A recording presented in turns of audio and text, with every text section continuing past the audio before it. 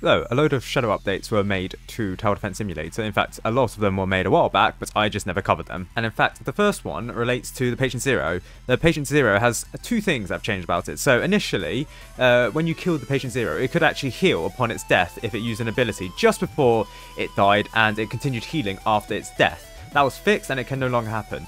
When it did happen though, it's not like the Patient Zero could all of a sudden walk up, get revived and walk to the end. No, it just healed health. That was all. Additionally, back in the day, there were a load of reports of units when colliding with Patient Zero dealing like 1 billion damage to it. It's because the units were dealing damage to its regenerated health, and for some reason that would, I don't know, reduce the Patient Zero's health down to what it was originally before it was healed. That's cool, I guess. That's cool that that one got fixed. The healing and health was fixed on v1.27.0, bearing in mind that this is v1.56.0, so that's quite a while back. So we're looking at about 4 months ago, and no one realised this, and the Patient Zero not being dealt the correct damage by units instead of like 1 billion health, that was fixed on v1.42.0.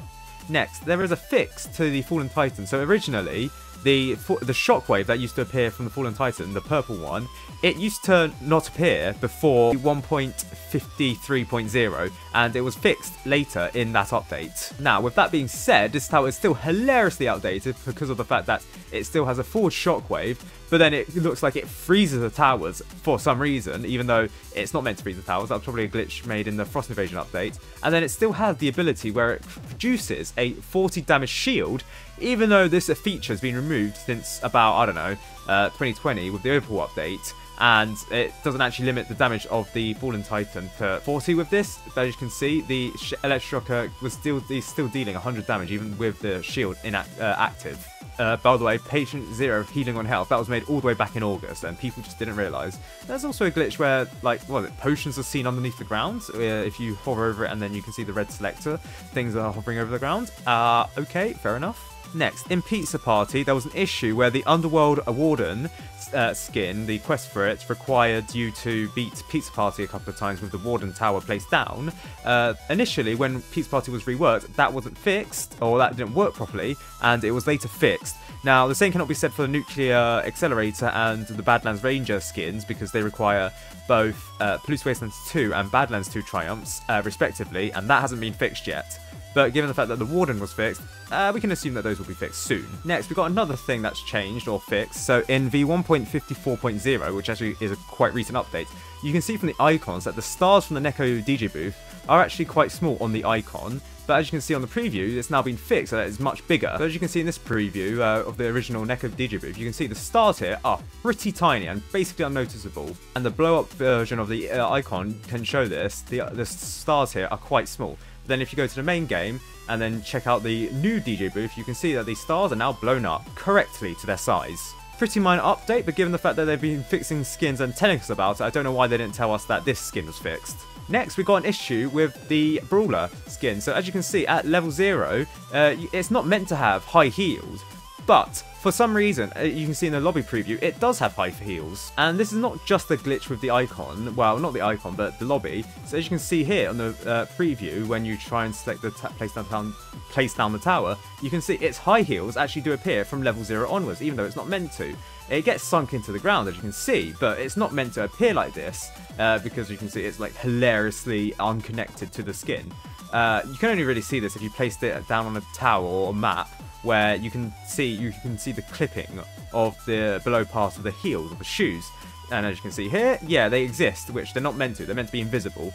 As you upgrade it, they're not meant to appear either, but they don't really get removed or anything because there's no level that removes them until level 5, where it gets added and the Brawler stands on its high heels. Here is where the shoes appear to be working correctly, because the bottom part of the heel, or the bottom part of the shoe, is replaced or removed, and it now becomes the top part of the heel, I guess above like the ankle and everything, where how, you know, if you wear a high heel, I don't know why. But in any case, the Love-Struck Brawler is now glitched, where the high heels appear from level 0 to level 4, even though they're not meant to. I don't know why it's the case. I don't know why in every walk of space for the Brawler, you can see its high heel, but fair enough. Also, since when did the Brawler have a level 1 upgrade icon that is totally transparent?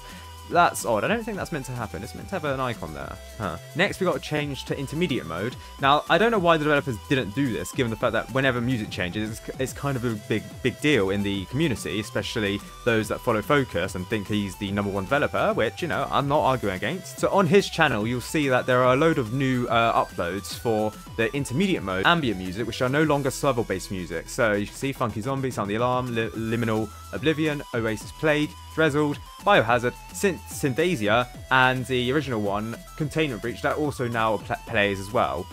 Previously, Containment Breach was played alongside some other survival ambiences like Catharsis and Revelation, but now Intermediate Mode has its own unique pool of survival ambiences. So for Intermediate Mode specifically, the early game tracks now include Biohazard and Synthesia instead of Into the Void, Melancholy Hill, Revelation, Rain Dance, and The Horde. Mid-game is now Liminal Oblivion, Oasis Plague, and Drizzled. Dresd, sorry, instead of Containment Breach, Shell Shock, Neurorays, Artivore, and Fill Them With Lead. So Containment Breach has been moved to the late game instead of the mid game, and Sound the Alarm, Funky Zombie are also now late game tracks instead of Catharsis, Desolate Dystopia, and Portal to Hell. This does not change Patient Zero's theme, it's just the ambiances in between. And yes, the giant boss can still spawn from Patient Zero for some weird reason. Apparently, it's a glitch since the 26th of February, now appears in Intermediate Mode, but yeah. If you, for some reason, want the giant boss logbook to be a completionist, here's an easy way of getting it, because the other way is hardcore mode or challenges.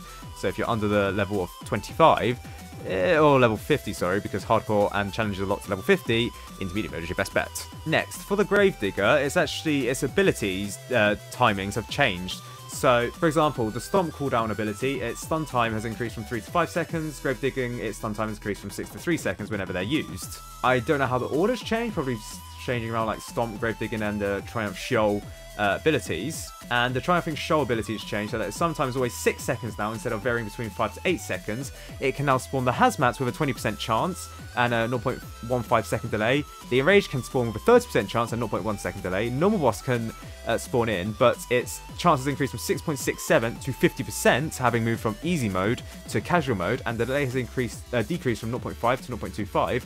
However, it can't spawn the Armoured, which used to have a 13.3% chance of spawning in and a 0.5 second delay. Breaker 2 has been removed from the pool of enemies that the Gravedigger can spawn in. It used to have a 53.33% chance and 0.1 second delay, so most of the enemies were Breaker 2s.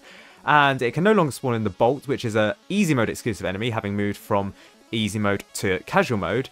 And it has a 26.67% chance of spawning in it, or used to have a 26.6% chance of spawning in, and a 0.25 second delay. Yeah, so you'll realise that each enemy has a different timing of delays whenever they spawn in. Now, we know the specific changes to Pizza Party now, so on levels 39 and 40, the wave bonus used to be 75,000, that's been reduced by 5,000, which only really affects level wave 39 at the end, to 70,000. Wow, a decrease of $5,000. To be fair, if you have more players other than solo, which you're probably going to have, so if you have up to 4 players, that's a bit of a significant reduction in the amount of cash that you get. Furthermore, between levels 35 to 38, the exponential factor for the cash bonus used to be 1.1, which was larger compared to previous waves, which between 1 to 30 it's 1.03, and between 31 to 34 it's 1.07. It's now been the case where, since the Pizza Party mini rework in v1.56.0, this has changed so that between levels 31 to 38, the exponential value is 1.07, which is only really a small change when you really think about it. So, you know, if you are noticing a slight decrease in cash, this is why, specifically. Meanwhile, for the coin rewards that I mentioned previously in the previous update video, these are actually made to the base level of the coin rewards equation. So, for example, on easy mode, the base coin rewards, if you lose on the last wave, has increased from 200 to 250, which is the original amount that you got for beating easy mode. However, because of the plus 50 triumph bonus, this is now also increased to 300 if you triumph. The same is said for casual mode. The base coin rewards has increased from 350 to 400, and because you're adding 50 for the triumph bonus, it's increased from 400 to 450. And finally, for intermediate mode, the base rewards has increased from 450 to 500. Okay, but that looks like a plus 100. Guess what? The triumph bonus has increased from plus 50 to plus 100. So overall, it's increased from 500 to 600 coins. Very cool indeed. Pellucid's Wasteland changes I mentioned previously in a different video separate, and that's it.